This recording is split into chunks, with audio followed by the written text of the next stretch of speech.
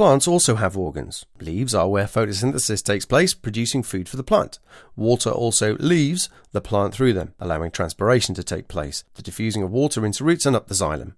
Roots are where water and mineral ions enter the plant. The meristem is where new cells are made. Xylem are the long continuous tubes which water rises up. We say it's unidirectional, only goes in one direction. That's transpiration like we said, while phloem are the conveyor belts of cells that transport sugars, food and sap up and down the plant. We call this translocation. That's bidirectional.